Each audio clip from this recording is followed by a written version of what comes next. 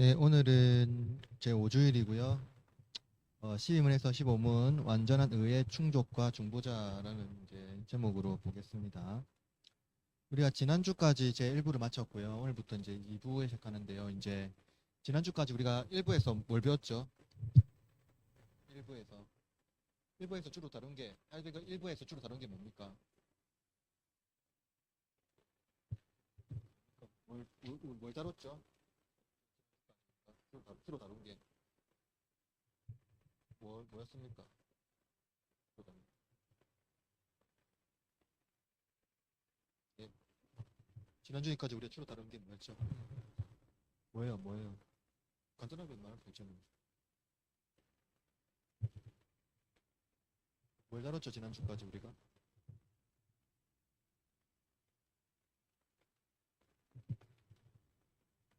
성경 전체가 복음이고요.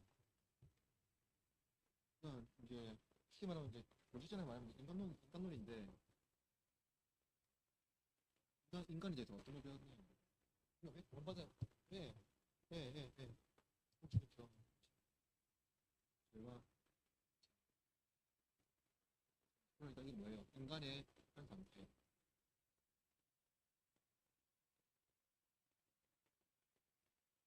인간 현 상태잖아요, 그죠? 현재 상태잖아요. 근데 이제 인간 현재 상태라고 할 때 이것을 알아야지 이 나쁜 소식이 있단 말이에요. 나쁜 소식이잖아요. 지금 우리가 지금 어떻게 됐습니까? 갈 데가 없어요. 해결할 수 있는 방법이 없다고 끝났어요. 맞죠? 인간으로서 지금 우리는 지금 이제 큰일 났는데 이 큰일 난 상태를 우리가 이제 아는 사람도 있고 모르는 사람도 있는데 만약에 알게 되더라도 방법이 있다 없다? 없다 하고 끝났어요. 그러면 이제 2부에서는 뭐냐면 이제 그 방법이 없으면 끝나면 이제 여기서는 답이 없잖아요. 그죠? 근데 이제 여기서 보면은 구속에 관하여 말해줍니다. 구속. 어떻게 하면은 이 이점에서는 이제 구원 못 받는 인간 존재인데 그러니까 구속에 대해서 말해줘요. 그죠? 음. 보세요. 지난주까지 우리가 하나님의 형벌을 피할 수 없다고 말했어요. 그죠? 피할 수 없고 나는 별로 안 떠오르니까 피할 수 없고 피할 수 없고 그리고 하나님의 자비 그러니까 말했고요. 그렇다면 하나님은 자비하신 분이 아닌가라고 이제 질문하죠. 그죠? 자비하신 분이 아닌가 합니다. 그죠? 근데 이 질문 통해서 하나님의 의와 사랑이 모순 없이 진행된다는 것을 살펴봐야 돼요.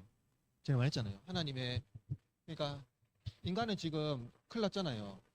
그죠? 그런데 뭐가 중요하냐면 하나님의 사랑과 의가 모순이 없이 그러니까 인간은 뭐예요? 인간은 반드시 모순이 생길 수밖에 없습니다. 그죠? 인간은 사랑과 의를 동시에 해결할 수 있는 존재가 아니에요. 그럼 불가능해요, 인간에게는. 그러니까 말했잖아요. 사랑이 많은 사람은 의에 대해서 좀 경호를 생각할 수밖에 없어요. 훈계의 줄선이거든요. 사랑이 많은 사람들은 야, 죄 맞아. 그래도 우리가 용서해야 되지 않겠어? 라는 입장이고요. 의는 뭐예요? 야, 그래도 잘못한 거에 대해서는 책임을 져야지. 이 입장이거든요. 그러니까 이것을 책임과 사랑을 동시에 인간은 못합니다. 그런 아주 의로 판단도 그렇게 못해요. 왜냐면은요, 이것을 모순 없이 한다는 건요, 모든 인류가 거기 부평하면 안 돼요. 불만도 하면 안 되고요. 다 모두가 동의할 수밖에 없는 상태로 도달해야 돼요. 인간은 불가능하겠죠? 네, 불가능합니다.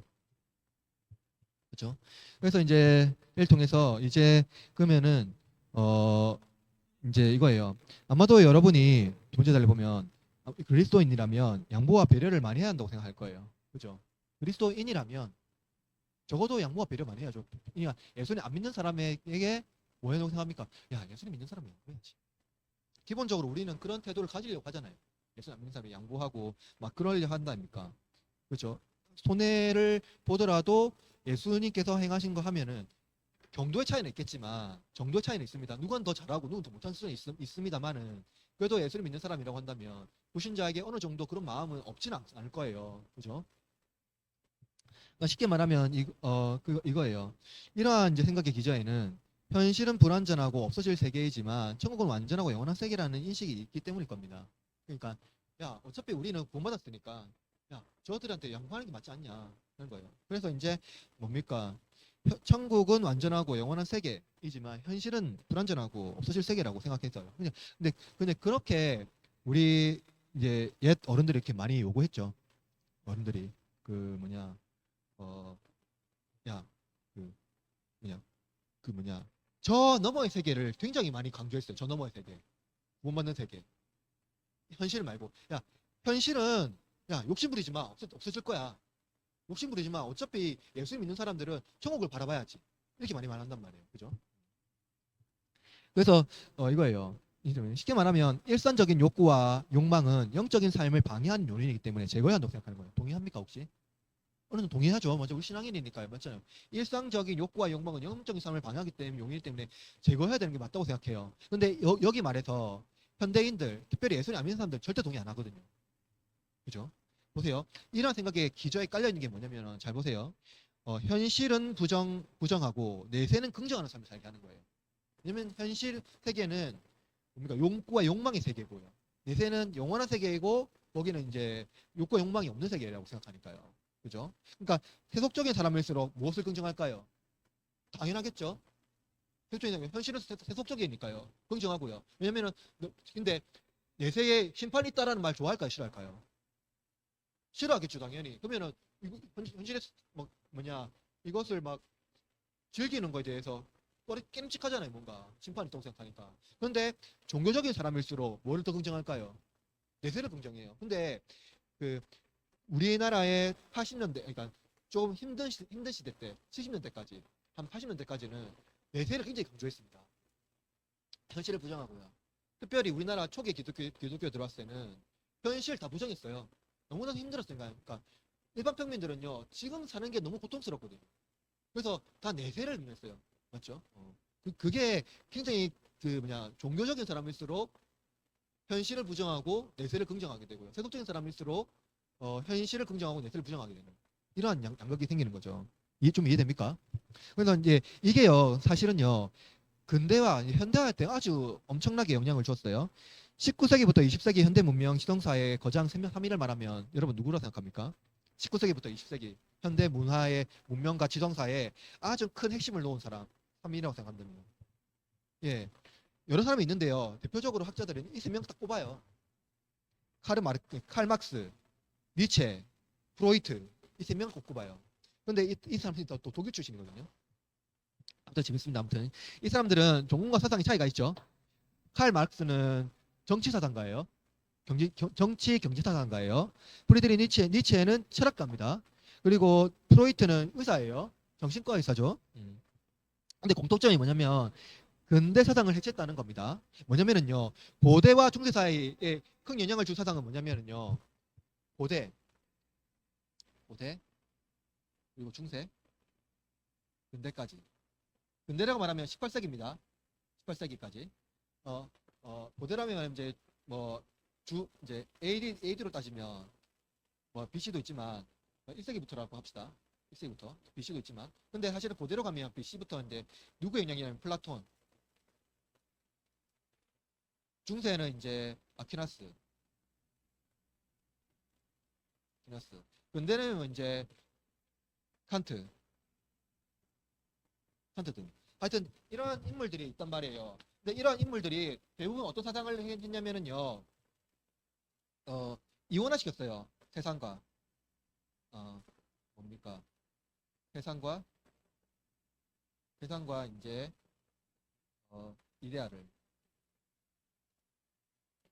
세상을 이원화시켰어요. 이 사람들의 사상은요. 그래서 어떻게 했냐면은 이 사람들은 인간은 신의 지배를 받는 존재라고 생각했어요. 그래서 진리를 추구할 때 신에 가까워진다고 생각한 거예요. 뭐냐면은 인간 있잖아요. 인간은 기본적으로 이 사람들은 약한 존재, 나약한 존재, 나약함. 그래서 무엇인가의 지배를 받아야 되는데요. 어떤 지배를 받느냐? 신의 지배. 신의 지배를 받아야 된다 하는 생각이 뭡니까? 고대, 중세, 근대까지 있었어요. 18세기까지요. 이 세상이 뭐냐면은요. 그러면은 인간은 나약하기 때문에 왜 나약합니까? 인간이 왜 나약할까요? 이 사람들 왜 인간이 나약하다고 생각했을까요? 인간이 나약한 이유 뭘까요? 우리는 나이가 들면 어떻습니까? 노쇠지잖아요. 결국엔 어떻게 합니까? 죽잖아요. 뭐 때문에 그래요? 일단 뭘 가지고 있기 때문에. 그렇죠. 육신요. 육체를 가지고 있기 때문에요. 결론적으로 육체를 가지고 있는 존재는 다 약해요. 어차피 다 죽고 부패하고 없어질 존재라거든요. 그러면 뭡니까? 이 육신에 거하는 것은 세상이잖아요. 세상이잖아요. 그래서 이 세상은요, 완전한 세계에 비해서는 열등하다고 본 거예요. 근대까지, 칸트까지요. 열등하다고 본 거예요. 그래서 이 사람들은요, 칸트는요, 이성을 굉장히 중요시했거든요. 이성을. 프로이트는 이성을 파기했는데, 칸트까지는 이성을 굉장히 중요시했습니다. 그래서 이 세대까지는요, 인간은 나약한데, 신에게 가까워가고, 신을 찾을 때, 진리를 구할 때, 뭡니까? 좀 더 완전한 인간이 될 수 있다. 라고 본 거죠. 그러니까 보세요. 아직까지 근데까지는요. 인간은 연약한 존재, 신은 완벽한 존재 딱 구분이 돼요. 그런데 이 3인이 근대 이제 현대 가면서 18, 19세기 이후 가면서 세계가 완전 변하거든요. 변하거든요. 지금 인간이 나약하다고 하면 어떻게 합니까, 사람들? 너무 나이브다 그래요. 인간을 잘 모른다고 말해요. 인간 나약하다고 말해요. 지금 인간 어떻습니까? 최고입니다, 인간이. 왜냐면은요, 인간은 지금 과학기술 문명을 다 만들었거든요. 그래서 지금은 거의 불만한 인간을 만들려고 하잖아요. 사이보그 이렇게 해가지고요. 맞죠? 세계를 만들었어요. 그거 초석을 넣은 사람이에요. 바로 이 니체라는 인물. 그리고 이제 대표적으로 니체라는 인물입니다. 니체는 어떻게 말했냐면요. 어, 니체는 기독교가 제시한 기준을 따라서 전적으로 무능력한 존재로 살아가는 인간의 운명을 비판했어요. 그러니까 기독교는 뭡니까? 인간이. 기독교에서 인간은 뭐예요? 우리 저 일부에서 배웠잖아요. 일부에서 인간이 죄와 비참. 이게 뭐예요? 인간이 강한 존재입니까? 약한 존재입니까? 예, 약한 존재. 약한 존재. 인간이 약해요. 그죠? 인간이 약한 존재입니다. 그리고 뭡니까? 약하기 때문에 성경에서 뭐라고 해요? 우리 성경에서 말은 없지만 성경 전체의 맥락에서 기독교 교리, 우리 개신교 교리에서는 뭐라고 합니까? 이거를 전적 타락, 전적 타락 또는 부패라고 말하죠. 인간에게 소망이 있습니까? 없습니까? 없어요. 인간 다 타락했고 부패했단 말이에요. 근데 니체는 이것을 비판합니다. 이거 아니다, 틀렸다. 이거 틀렸단 말이에요, 니체가. 니체가 어떻게 말하냐면은 니체는 이렇게 말해요. 그러니까 니체가 기독교가 제시한 기준에 따라서 전적으로 무능력한 존재로 살아가는 인간의 운명을 비판한 거예요. 그러니까 인간이 신에게 의존하면서 무능력한 존재로 살지 말라는 거죠. 니체는. 그래서 니체가 말한 대안은 뭐냐면은요. 스스로 연민에 빠지거나 누군가의 도움에 기대지 말고, 그러니까 인간은 스스로 연민에 빠지거나 누군가의 도움에 기대하지 말거나 또 기대지 말고 삶을 스스로 긍정하며 자신을 불쌍히 여기는 신을 몰아내자는 거예요. 그러니까 지금까지 기독교는요, 신의 세계는요, 인간이 불쌍해서, 인간이 궁지적에서 인간을 대신하여서 인간의 연민을 가지고 인간 대신 신이 존재하잖아요. 그래서 인간을 구원하신 거잖아요. 그래서 니체는 그게 아니에요. 아, 그런 신 필요 없다. 야, 인간 충분히 우리 삶을 긍정할 수 있고 우리 스스로 구원할 수 있는 길이 있다, 분명히. 이렇게 본 거죠, 니체가. 그래서 사실은 그래서 니체가 본 인간은 뭡니까? 전적타 전적부패가 아니라, 약한 존재가 아니라 인간은 스스로 책임 있는 존재. 책임 있는. 그러니까 길을 찾을 수 있는, 길을 찾을 수 있는. 그리고 그러니까 그게 할 수 있으니까 강한 존재죠. 강한 존재가 됩니다. 강한 존재라고 리체는 이제 말한 거예요. 그러면서 이제 기존에 있었던 인간에 대한 이해가 완전히 뒤바뀐 거죠. 그죠? 뒤바뀐 거죠. 그래서 이제 니체가 말하는 것은 뭐냐면은, 그래서 이제 니체는 결국 예수도 자신을 부정한 존재로 이해했고요. 그래서 비극을 맞이했다고 봐요. 그러니까 예수님이 죽었잖아요. 결국엔 예수님이 이 잔을 나한테 벗어나게 달랬잖아요. 그걸 니체가 어떻게 했냐면, 예수라는 이 존재가 자신의 운명을 비극적으로 봤다는 거예요. 긍정적으로 안 보고 부정적으로 본 거예요. 그래서 비극을 맞이해서 죽었다는 거예요. 근데 니체가 어떻게 뭐라고 말하는 줄 아세요? 그래도 예수는 선한 존재이기 때문에 그가 너무 젊을 때 죽었다. 나처럼 50대, 60대 좀 더 살았으면 생각이 바뀌었을 거야. 이렇게 말해요. 왜냐면 니체의 핵심은 뭡니까? 삶을 긍정하는 거거든요.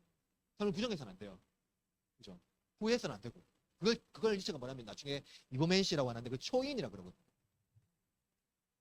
그래서 그가 말하는 힘의 의지, 권력의 의지는 결국 인간이 연약한 존재가 아니라 스스로 책임 있는 삶을 살아갈 수 있는 존재라고 말하는 거죠.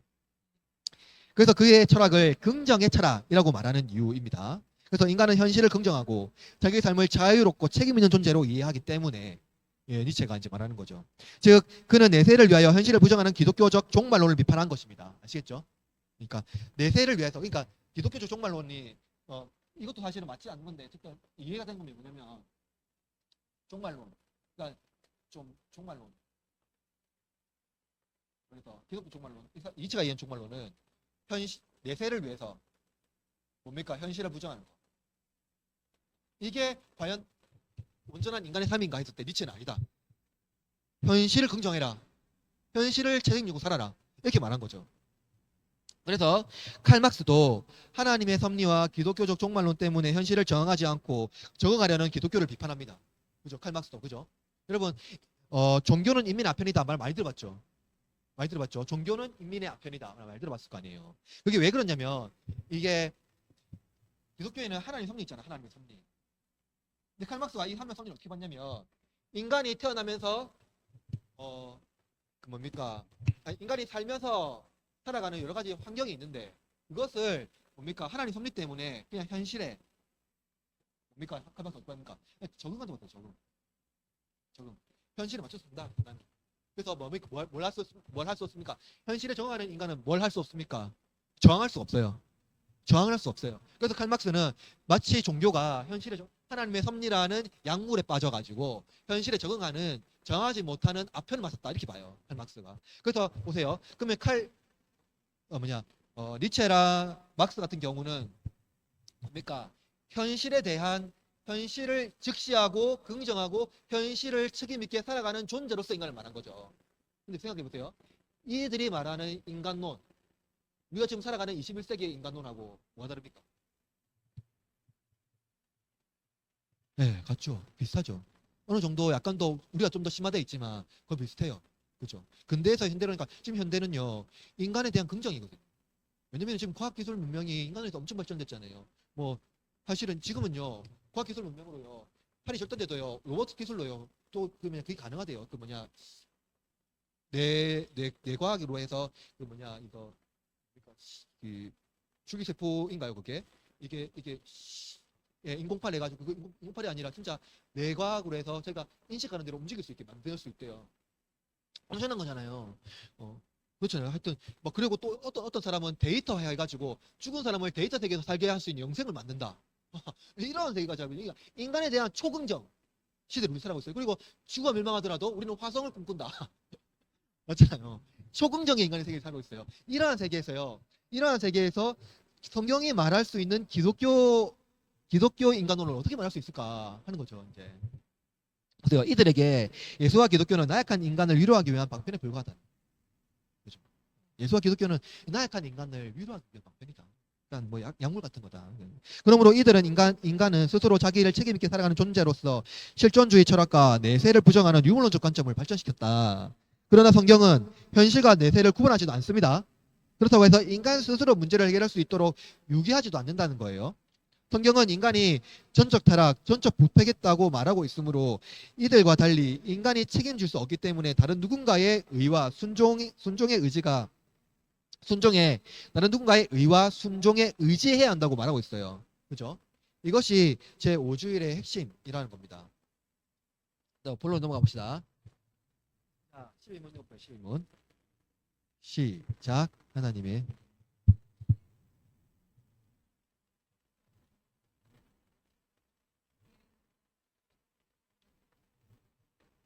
답.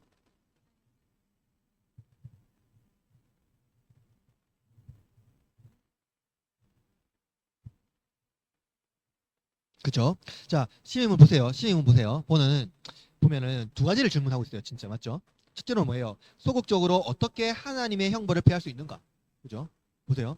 하나님의 형벌을 받아야 마땅한데 이 형벌을 피한다 말하잖아요. 그죠? 피하고 또 둘째로는 적극적으로는 어떻게 하나님의 은혜를 입을 수 있는가? 그러니까 하나님의 형벌을 한번 피하고 그리고 다시 하나님의 은혜를 입을 수 있는가라고 물어보는 거죠.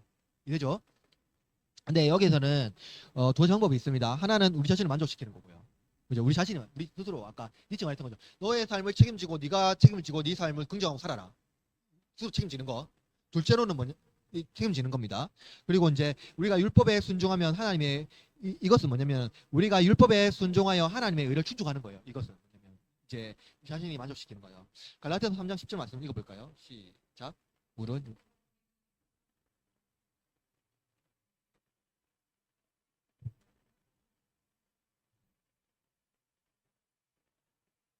자, 바울의 말 갈라디아서를 보면은 인간은 율법의 요구를 책임 있게 감당하는 일을 찾으려고 한다는 거예요. 인간은 어떻게든 스스로 내가 해결할 수 있어. 내가 해결할게. 내가 잘못했다며. 그럼 내가 해결하지 뭐. 이렇게 말하는 거예요. 책임 있게 자꾸 인간은 이렇게 말하는 거예요. 사실 인간은 답이 없는 상황에 맞이했지만 어떻게든 그것을 피해나려고 전력을 다합니다. 답이 없거든요. 근데 인간이라는 존재가요. 답을 찾으려고 해요. 찾으려고 해요. 근데 보세요. 답이 없어요. 아무튼 답이 없어요. 어찌 보면 이거 좀 처량하지 않습니까? 처량하죠. 그러나 책임을 다하는 인간이 최고의 모델이라고 여겨요. 스스로요.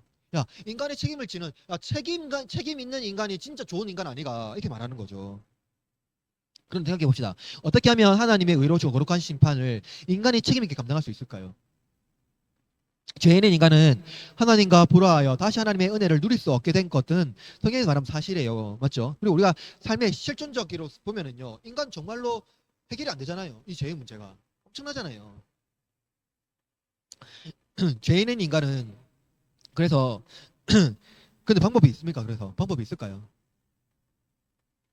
어떻게 하면 다시 하나님과 화목해질 수 있을까요? 하나님과 원수가 됐는데 다시 하나님과 화해할 수 있을까?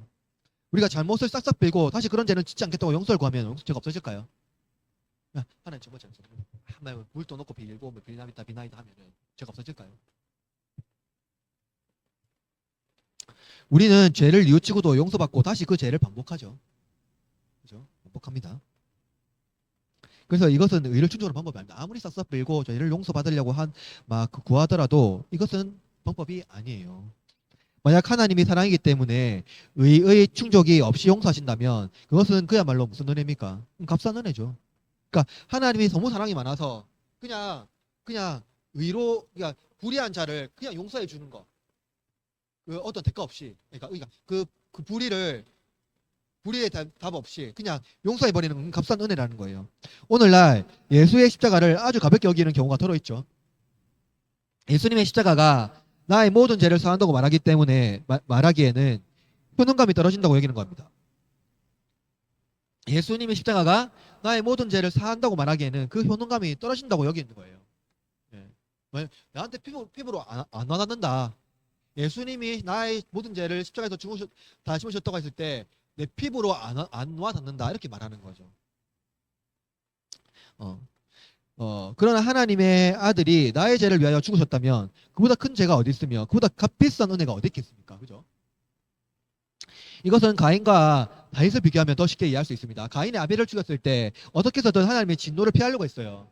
여러분 가인과 아벨 알죠? 예, 가인 아벨 죽였잖아요. 근데 하나님께서 아벨에게 벌을 내렸는데 가인에게 벌을 내렸는데 가인이 뭘 했습니까? 너무 두렵다. 하나님 나에게 더 사람들 날 죽이려면 어떻게 할까? 그래서 하나님께 뭐랄까?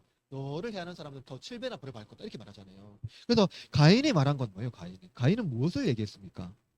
살인이라는 큰 죄를 짓고도 회개하여 하나님께 돌이키기보다는 자기 죄 때문에 자신이 받을 고통만 생각한 거예요, 이 사람은. 그러니까 내가 죄를 지었는데 그 죄를 돌이켜서 내가 큰 죄를 지었다 하나님 용서해달라 하고 하나님 앞에 나가서 회개하기보다는 왜 지금 이 죄 때문에 내가 받을 고통이 크면 어떡하지? 이 생각만 하고 있는 거예요. 마치 어떤 범법자가 어떤 사람을 해하려고 했을 때 그 사람이 숨을까요? 안 숨을까요? 왜 숨겠습니까? 너무 부끄러워서 숨을까요? 뭐가 무서워서 숨을까요? 제가 지은 죄 때문에 벌 받을까봐 두려워서. 근데 그건 아담도 마찬가지였어요. 이게 인간의 본성이라는 거죠. 인간은 죄를 지으면 그것이 부끄러워가지고 회개하고 누군가에게도 용서를 구하기보다는 숨어요. 그 죄에 대한 벌 받기 싫어가지고. 그죠?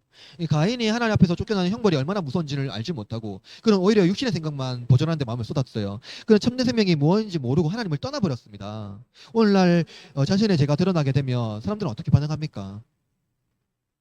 자신의 과거의 삶을 부끄러워하고 겸손하게 새로운 삶을 살고자 하는 사람은 없어요.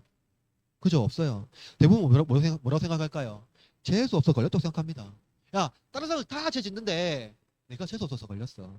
여러분 청문회장 보잖아요. 청문회 막 예, 보잖아요. 그거 다 어떡합니까? 어떡합니까? 특별히 우리 유명한 말 있잖아요. 유명한 우리 전두환 씨. 왜 나만 가지고 그래? 청문회장에서. 그게 무슨 말이에요? 내만 죄 짓나? 다 죄인이다.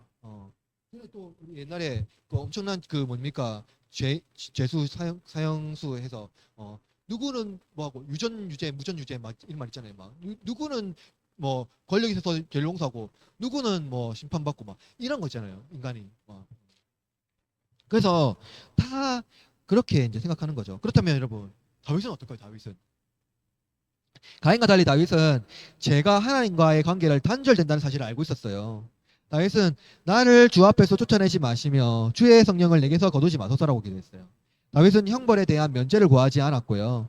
성령이 그에서 떠나는 것을 가장 큰 형벌이라고 생각했어요. 다윗은 형벌에 대해서 자기 죄를 처음에는 이제 했잖아요. 그 죄인의 특성을 보였잖아요. 근데 이제 나단이 와서 죄를 이제 고백하니까 제가 다윗이 어떻게 했습니까? 하나님께 구했어요. 그죠? 그리고 성령을 나에서 거두지 말라고 얘기했어요. 그죠? 그러니까 하나님께서 떠나는 거, 하나님께서 그와 함께 하지 않는 거, 하나님께서 다윗을 완전 버려버리는 것이 가장 큰 형벌이라고 다윗은 생각한 거죠. 이해됩니까? 네. 즉 가인은 하나님과 교제가 단절되기보다는 자신의 생명을 보존한 것도 중요했다면 다윗은 자기 생명보다 하나님과의 교제가 단절되는 것을 더 두려워했다는 겁니다. 알겠죠? 이것이 자기가 인간의 죄책을 책임지려고 하는 특징이라는 거죠. 그럼 다른 하나는 뭘까요? 다른 하나는 다른 이가 대신 만족시켜 주는 거예요. 다른 이가 로마서 8장 3절에서 4절 말씀 읽어볼까요? 시작. 육신.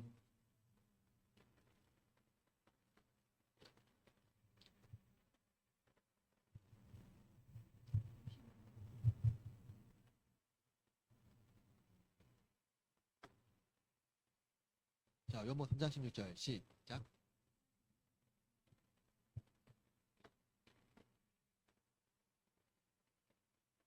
야, 그렇죠. 성경은요, 인간이 해결할 수 없다. 라고 끝나지 않고요, 다른 이가 있다고 소개해줘요. 그죠?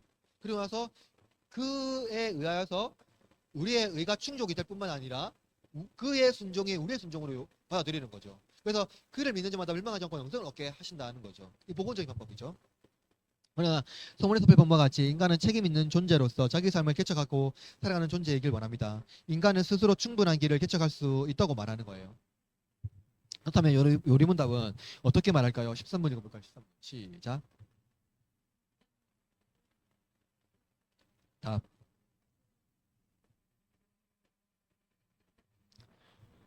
자, 생각해 봅시다. 일반 사회에서 가장 의로운 재판장이 죄에 대해서 무관심하다면, 그죠? 무관심하다면 그를 의로운 재판장이라고 부를 수 있을까요? 진짜 의로운 재판장인데 죄에 대해 무관심해요. 죄에 대해 무관심하다는 건 무슨 말입니까? 죄에 대해서 그냥 그 사람의 책임 묻지 않고 다 용서해 줄 수 있어요. 의로우니까요. 왜냐면 사랑이 많다고 할 수 있으니까요. 그죠? 근데 그 사람은 의롭다 할 수는 없죠. 죄에 대해서 관심을 안 가지는 거잖아요. 죄가 얼마나 큰지, 얼마나 무서운지 관심을 안 가지는 거잖아요. 그죠? 하물며 의와 거룩하심이 온전하신 하나님께서 죄를 모른 척 한다면 우리는 그를 하나님이라고 부를 수 있을까요? 없겠죠? 그러니까 하나님은요, 의가 있어야 돼요. 그러니까 하나님은 죄를 모른 척 하시면 우리 하나님이 아니에요. 그죠? 하나님이라고 할 수 없어요. 의와 거룩하신 하나님은 죄를 관가하거나 모른 척하지 않는다는 거죠. 이것이 하나님의 의라는 겁니다. 하나님이 사랑의 하나님이라면 십자가 없이 우리를 구원하실 수 있죠. 하나님이 사랑의 하나님이라면 십자가 없이 우리를 구원하실 수 있습니다. 신자들이 십자가를 하나님의 사랑으로만 이해하고 있는데요. 예수님께서 십자가에 죽으신 이유는 하나님 사랑 때문일까요? 아닐까요? 여러분 생각해 봅시다. 여러분 우리가 십자가를 하나님의 사랑으로 이해하죠 보통. 그죠? 십자가요, 십자가. 근데 만약에 하나님이 사랑이라면 사랑만 있다면 하나님은 십자가에서 우리를 권하지 않았을 거란 말이에요. 우리는 십자가를 그냥 하나님의 사랑으로 이해하잖아요. 맞습니까? 사랑으로 이해하죠, 그 부분. 근데 예수님께서 십자가에 죽으신 이유는 뭘까요? 예수님은 왜 다른 것도 말고 그냥 있잖아요. 그냥 약을 먹어도 되고. 맞잖아요. 독배 있잖아요. 스크라테스. 독배. 아니면은 그러니까 좀 더 편안하게 죽을 수 있는 여러 가지 방법이 있을 거 아닙니까?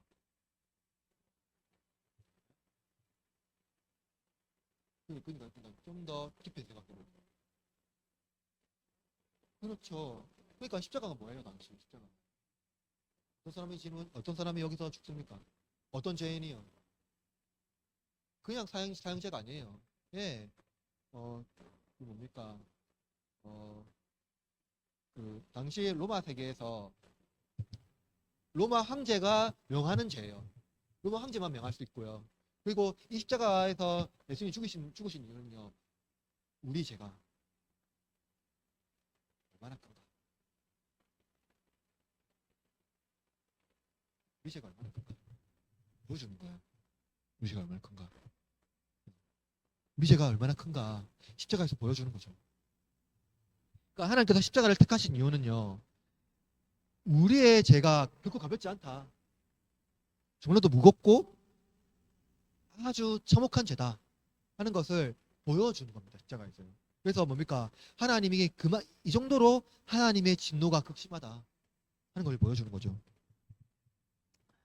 어, 그래서 예수님께서 십자가에서 우리 대신하여 죽으심으로 하나님의 의를 충족하셨다는 것을 알 수 있죠. 그죠? 그래서 우리가 하나님의 의를 만족시킬 수는 없습니다. 예수님이 아니고서는요. 우리가 십자가에 달릴 수는 없습니다. 오히려 우리는 날마다 죄책을 가중시킬 뿐이에요. 이 말을 이해 못하는 사람이 많죠. 우리가 날마다 죄책을 가중시킨다, 증가시킨다는 말을 이해 못하는 사람이 있죠. 다시 말한 바와 같이 우리가 짓는 죄는 모두 하나님을 대적하는 겁니다. 우리가 이웃을 물건을 훔치든지 누구 것을 빼앗든지 하는 것 다 하나님의 그 이웃들한테 죄를 짓는 것뿐만 아니라 사실은 먼저 누구한테 죄를 짓는 거냐면 하나님께 죄를 짓는 거예요. 먼저 하나님께 죄를 짓는 거예요. 왜냐하면 하나님은 선으로 세상을 창조하셨죠. 맞습니까? 그리고 선하신 세계의 대리 통치자로 누구를 만드셨습니까? 누구 형상으로? 의와 진리로 하나님의 형상을 만드셨어요. 남자와 여자를요. 남자가 아니라 남자 여자예요. 그죠? 남자와 여자예요. 그런데 우리가 하나님의 선한 세계를 어떻게 했습니까? 망가뜨리고 우리 존재도 망가뜨리고 그것을 선하게 창조하신 분에게 죄를 짓는 거예요. 그러니까 하나님께서 선하게 만드신 나라 이거 우리를 그렇게 만드셨는데 우리 자신 우리 세계도 망가뜨리고 뿐만 아니라 우리 존재도 망가뜨리는 거. 결국 그거는 그렇게 창조하신 창조주에게 우리는 죄를 짓는 거라는 겁니다. 그런데 하나님께서 하나님께 지은 죄를 사람에게 착한 일을 하고 하나님께 보상을 받으려거나 죄를 용서받으려 한다는 원리상 모순이 되겠죠. 그죠? 의를 다른 을에게 보상하려고 했다고 해서 갑이 을에게 채무를 상감해 줄 의무가 없어요.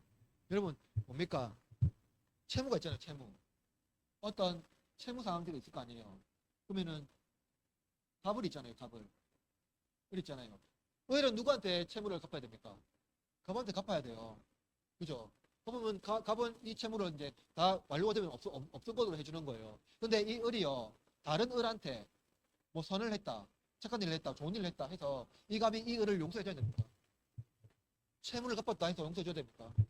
아니에요. 그러니까 우리는 지금 사람한테 채무를 갚아야 되는 게 아니라 누구한테 채무를 갚아야 됩니까?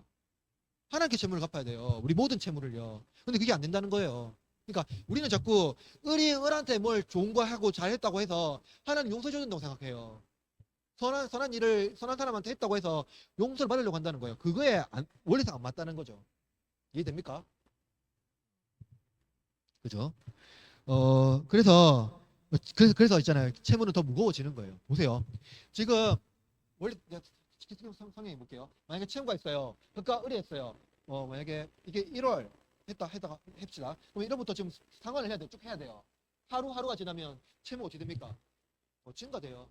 증가돼요. 우리가 지금 그렇다. 그런 존재라고. 알겠죠? 자꾸 증가될 뿐이에요. 하루하루 지날수록 하나님을 의지하지 않으면 우리는 그 채무를 증가시킬 뿐이고 왜냐면은요. 우리의 생각과 마음이요. 이미 죄에서 노출되어 있기 때문에 자꾸 보세요. 죄를 지으면요. 그거 자꾸 쌓여요. 그게 바로 우리의 채무가 책이 무거워지는 거예요. 그죠? 그러면 성경은 인간이 진퇴양난 상태에 있으며 그 누구도 그 상태에서 벗어날 수 없다고 말하고 있어요. 어물쩍 넘어가려고 하면 안 된다는 거예요. 99.9% 가능합니까? 안 가능합니까? 사실상 인간은 불가능하지만 99.9%가 된다 하더라도 그건 아니에요.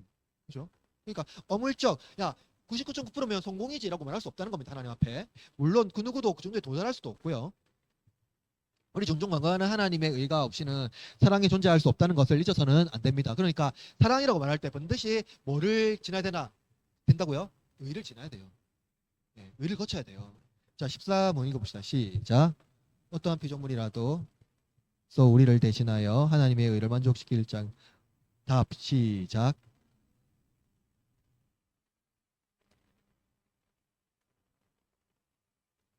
둘째, 피조물이라도 단지 피조물로서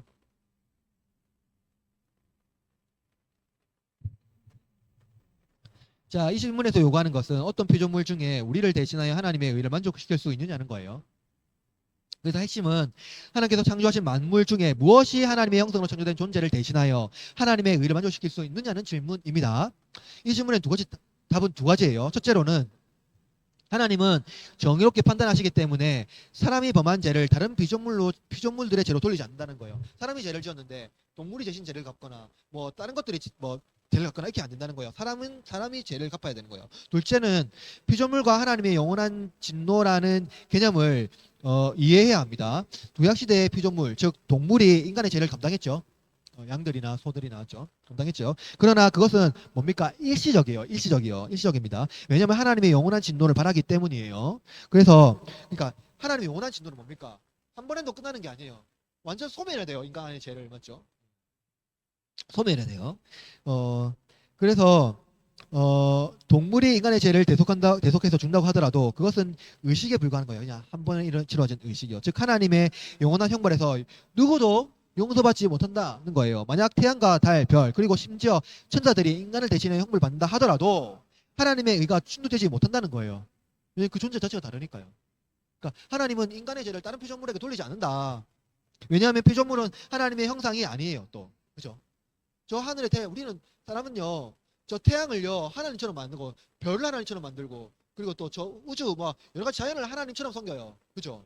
저 하늘에 있는 모든 것들을요, 저 행성들을요, 뭐 하늘처럼 섬긴단 말이에요. 천사들 이런 것들 하나님처럼 섬긴단 말이에요. 근데 여러분, 저 우주에 보던 별들이나 이런 모든 피조물들, 천사까지도 누구를 위해 만들었습니까?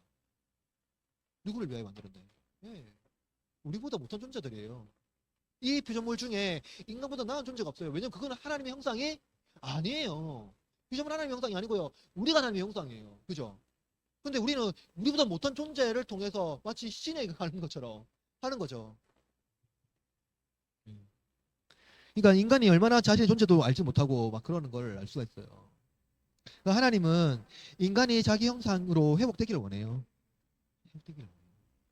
그렇다면 어떻게 할 방법이 없을까요? 인간 스스로도 불가능하고 만물의 도움을 받을 수 없습니다. 그러면 학문세계에서는 인간은 구원을 얻기 위한 순례자라고 말해요. 이를 구도자라고 말하죠. 특히 종교는 인간 스스로에게 길을 제시하고 있습니다. 어떤 사람은 인간의 삶을 긍정하라고 말하고 어떤 사람은 극락이 있으니 선을 행하라고 말하고 또 어떤 이는 이 생이 마지막이니 다음 생을 기대하라고 말합니다. 그러나 성경은 무엇이라고 말할까요? 15문 읽어볼까요? 시작.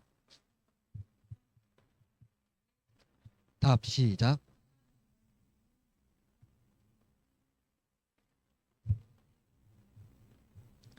우리 스스로가 우리 죄에 대하여 하나님께 보상할 수 없다는 것은 이미 살펴보았고요. 또 다른 피조물로도 불가능해요. 그렇다면 답은 중보자가 피조물이든지 하나님이든지 아니면 둘 다 어떤 존재이든지 말할 수 있다는 겁니다. 여기 매우 어렵죠. 우리가 생각할 때 그런 존재는 세상에 없어요. 없습니다. 인간이면서 하나님이라는 존재는 사실 이 세상에 없어요. 그럼 상상도 안 되는 거죠. 그러니까 하나님은 고통받지 않으시고요, 죽지 않으십니다. 그죠? 하나님 고통 안 받으시죠? 죽지도 않으세요. 그리고 하나님은 정의로우시기 때문에 인간이 아닌 존재에게 대속을 원하지도 않는다는 거예요. 죄책은 반드시 인간이 해결해야 하는 문제지만 모든 인간은 스스로 죄책을 감당할 수 없습니다. 그러므로 인간은 스스로 아무것도 할 수 없는 무능력한 존재로서 막다른 길에 서 있습니다. 따라서 중보자와 구원자는 우리와 달리 참 하나님의 형상이신 참된 인간이어야 한다는 거예요. 여러분, 우리가 하나님의 형상이었지만 이제 하나님의 형상이 아니에요. 우리는. 하나님의 형상이 아니라고요. 우리는 지금 죄인의 형상이에요. 그죠? 왜요? 근데 아담보다 더 완벽한 아담이 하나님의 형상이란 말이에요. 그죠? 네. 근데 아담이 왜 하나님의 형상일까요? 아담이 왜 하나님의 형상일까요?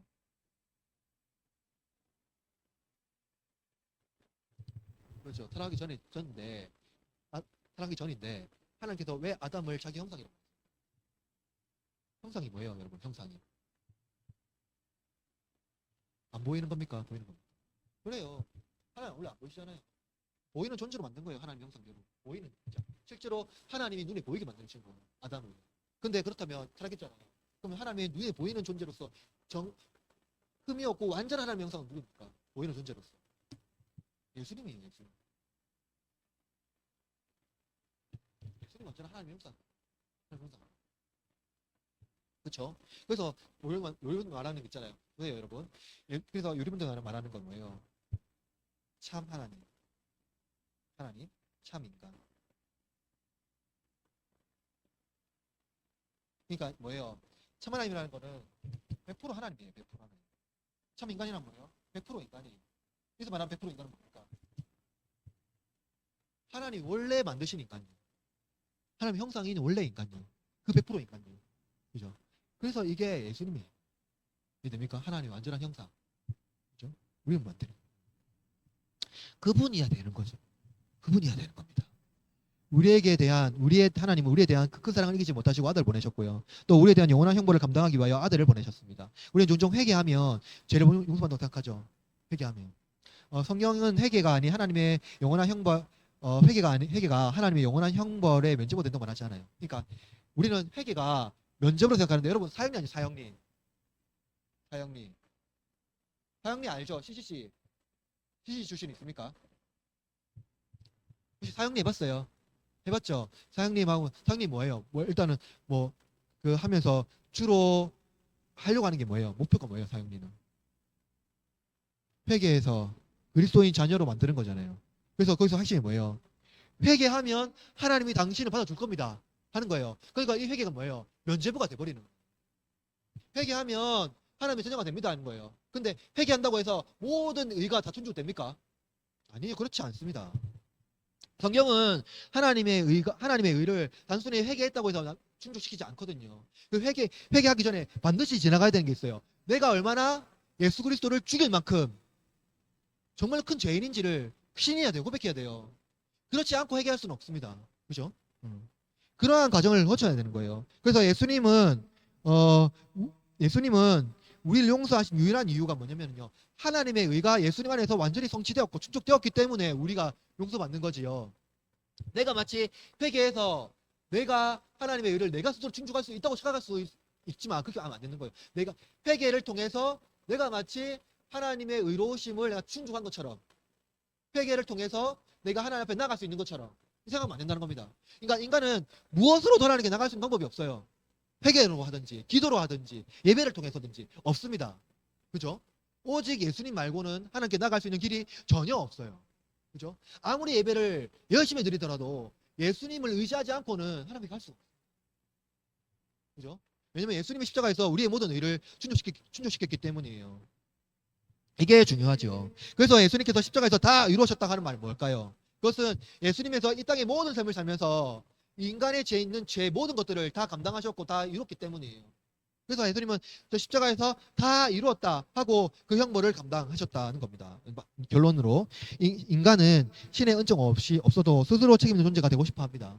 지금도 그렇고요. 그런 인간이 좋은 인간, 참된 인간이라고 말해요. 아무래도 스스로 긍정하고 후회 없이 아주 멋있는 사람이잖아요. 맞잖아요. 내 삶을 내가 스스로 살겠다. 난 내 삶을 제가 책임지겠다.